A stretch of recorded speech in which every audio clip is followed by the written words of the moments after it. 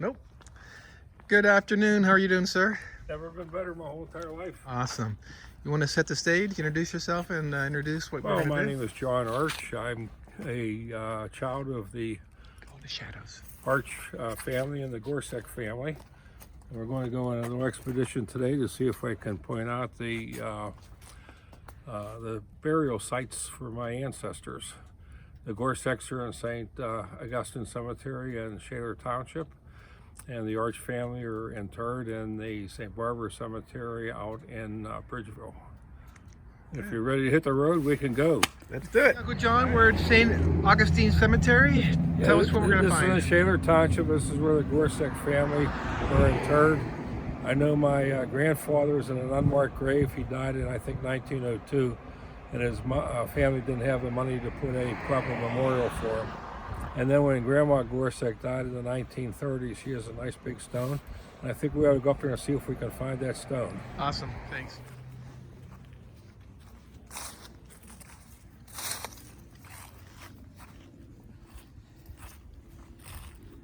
Italian.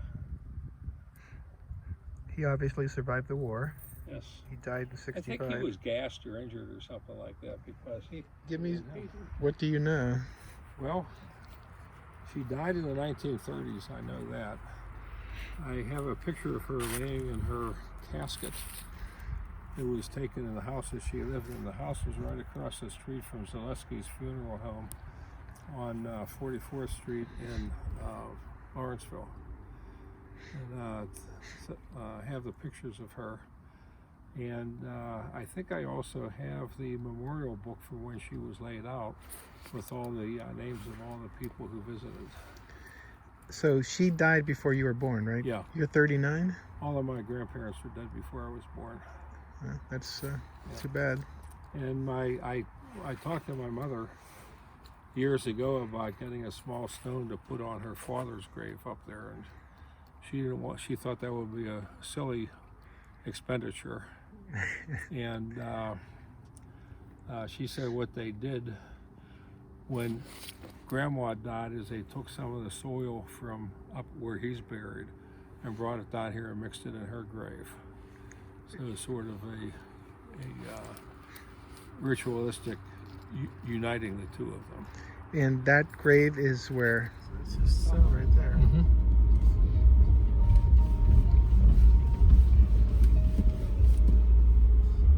It's prominent, sure.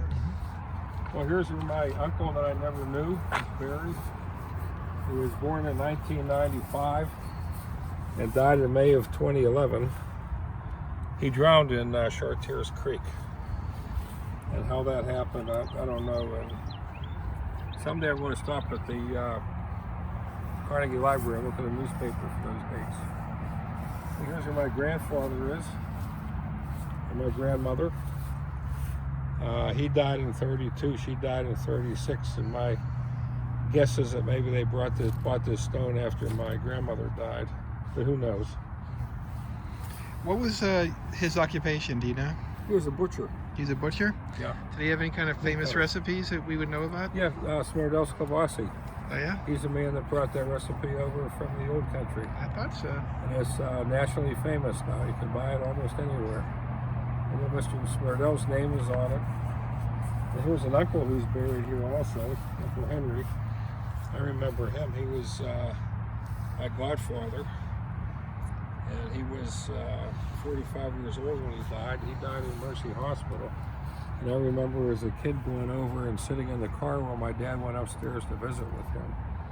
And I don't know if he had cancer or what happened to him. And here's his wife, my Aunt Genevieve. And she died at 48 years old. She died young too. Yeah. And off there, when you extras up here, you can see looking up into the sun.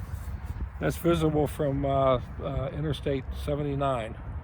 So as you're driving along, this is a landmark that you can look at, and as you're driving along, and you can, when you see that cross, you can say my great-grandfather's buried.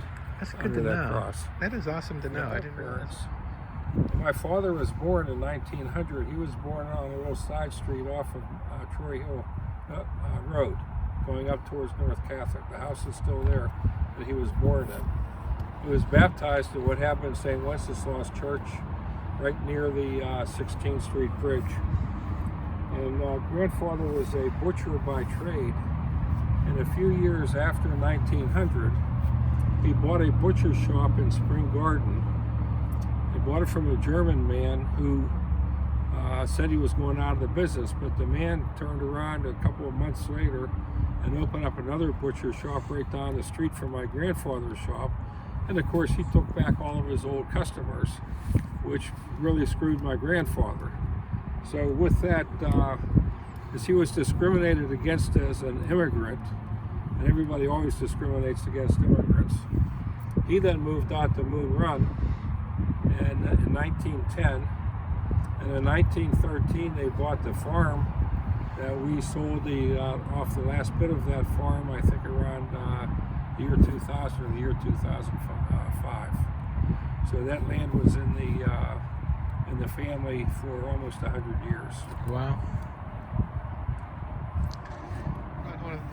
Takes a minute. Go ahead. My Uncle Henry and his wife Aunt Genevieve, they had two children, Henry Arch Jr. and then Genevieve Arch was their daughter. Henry still lives in the Pittsburgh area, and young Genevieve, her nickname was Sissy, she lived down in San Diego when Judy and I were in the Navy out in Coronado. And we visited with her on a number of occasions. And so what year would she have been born? What era? Genevieve would have been born in about 35 or thereabouts. So about your age then, huh? So. Okay. She was maybe 3 or 4 or 5 years older than me. She's still alive? No, she passed away a long time ago. Okay. I know she has a daughter who is a veterinarian somewhere in the Chicago area. I was never able to track her down as to where she is or what her name is even. I'm presuming that she married. Henry's business was he had a outdoor toilet company. So he would rent you outdoor toilets, and he would also install and clean septic systems. Oh, really? So it was what they called in the old days a honey dipper. Honey dipper. I had that in Vermont, a honey dipper. Okay, let's go through the children of John and Mary Arch. Okay, Mary and John came over from the old country, and I think around 1895 or thereabouts. I have those records at home as to when they came over. When they left Slovenia, they left their 3 oldest children there, Mary, Joseph, and Anna. And when Mary was about 15 years old, they sent money over to Slovenia for Mary to bring back to the United States, her 2 younger siblings. That was Aunt Mary Tomek? That was Aunt Mary Tomek. And they traveled across Europe from Slovenia, got on a boat, got off the boat probably in New York, maybe Baltimore, I don't know where, traveled to the United States, not knowing the English language or anything like that, but they made it here. Until the day Aunt Mary died, she was very angry because her mother and dad abandoned her over in Slovenia when she had to live with her grandparents for a few years. And what were her 2 siblings that she lived with over there? Mary? That was Joseph. Okay. And Anna. Did they come to America? They came to America with Mary. And did they live in Pittsburgh area? They lived in Pittsburgh. And Uncle Joe, I have a vision in my mind's eye of him coming to pay his respects when my father died. The poor man could hardly walk. He had Paget's disease, which affects his legs. So when he came in, his legs were terribly bowed. And when he came in, he had one of his sons on each of his arms coming into the funeral home. This is 1967, right? This is in 1967. And he died the following Monday himself, After right after my dad passed away, yeah. That was his brother. That was his brother. Yeah. And they must have been quite close because when my dad was unable to find me and tell me he had tickets to Game 7 of the 1960 World Series. He took his brother Joe to that World Series game, and I missed out on that. So it was neat that the 2 brothers had the experience of watching the Pirates win the World Series. Oh, so they saw Maz. All right, cool. Yeah, and my to add one thing to that, my dad claimed that he also played ball with Honus Wagner, And my dad was never a baseball player on a professional level, but I know that Honus Wagner lived in Carnegie, which is not too far away from here. And he would always go out and play with the kids on the street. He was just an all-around good neighborhood guy.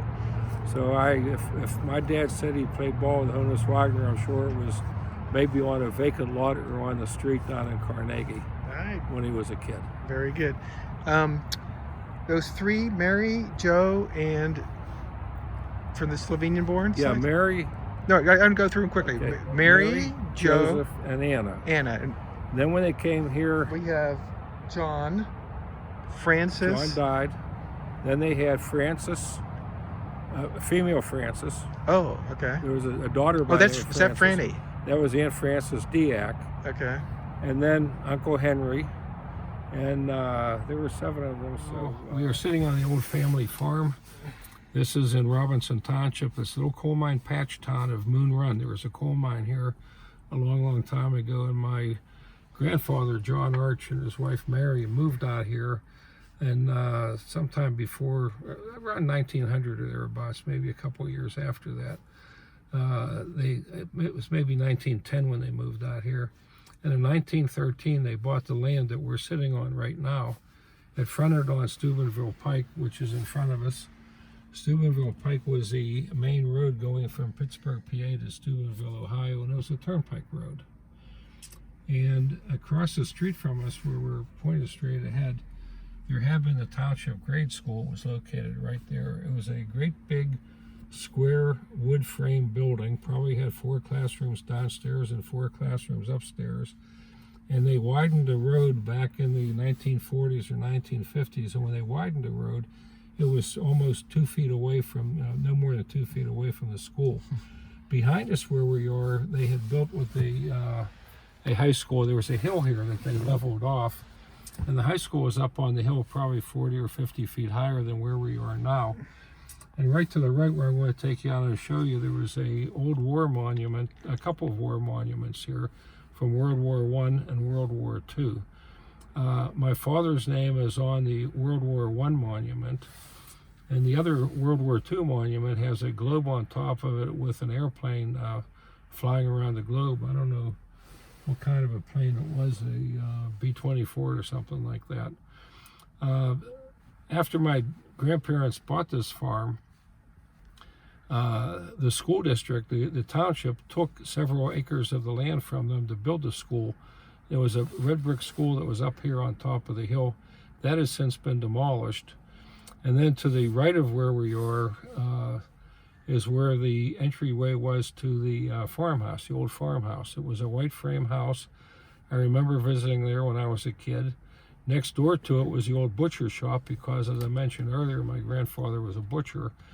And what had been the butcher shop after they quit the butchering business was converted into a house, and that was where my Uncle Joe lived with his family. And right across the driveway from them, and the big old farmhouse, was where Uncle Henry lived with his, he and Genevieve and their 2 children. Behind that was a barn, and we like to go into the barn. It was an old barn that was had hay and all the aromas that a barn had. I know they had a couple of cows there because I remember the cows, and they had chickens running around the place. It was just a regular farm at that time. After Grandma Arch passed away in the 1930s, the land was divided up, and my dad got the corner lot down there at the corner of Steubenville Pike and McCormick Road. They owned that from the 1930s up till maybe 2005 or 2010 when we finally sold it. And the valuation back when they got it from the estate of my grandmother. Visit to the grave sites of my great-grandparents and Uncle John's grandparents. We're back at the Arch homestead. And I wanted to say thank you to Uncle John for taking me on that tour. And it's something I'll remember forever and hopefully. Well, Richard, I really enjoyed taking you on this tour and passing down a little bit of the family history. Please don't show this to any of my sisters because they'll tell you I had the history all wrong. Okay. Because there were varying opinions about everything. Okay. But we had a great time. Thanks so much. All right. Thank you. Bye.